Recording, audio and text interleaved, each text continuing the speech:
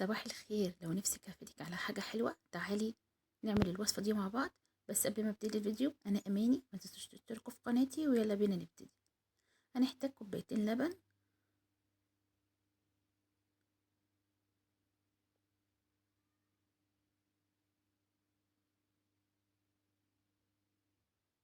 وهحط عليهم تلت كوباية قشطة،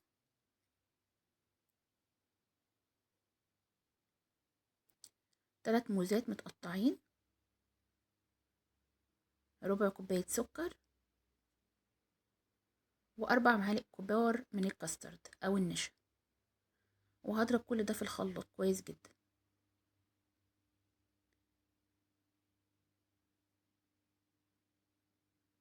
بعد كده في حلة هصبهم واحطهم على النار لحد ما القوام يتقل بالشكل ده.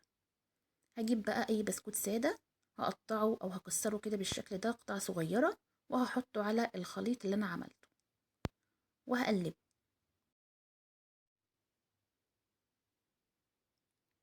بعد ما قلبته بالشكل ده هجيب بقى اي كاسات متوفرة او اي اطباق مثلا بتاعه الرز بلبن او اي حاجة انت عايزة تصب فيها، وهنبتدي ان احنا نوزعه. انا حطيته في كاسات كده بالشكل ده. هنزينه بقى باي حاجة متوفرة في البيت.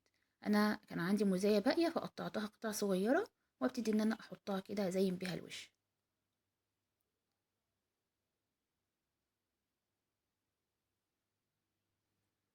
وهزينه بصوص كراميل كده كان متبقي عندي في التلاجة، فهستخدمه كده في التزيين على الوش.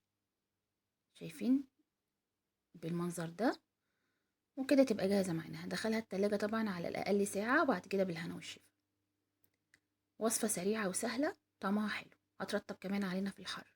جربوها وقولوا لي رأيكم في التعليقات، واشوفكم على خير. باي باي.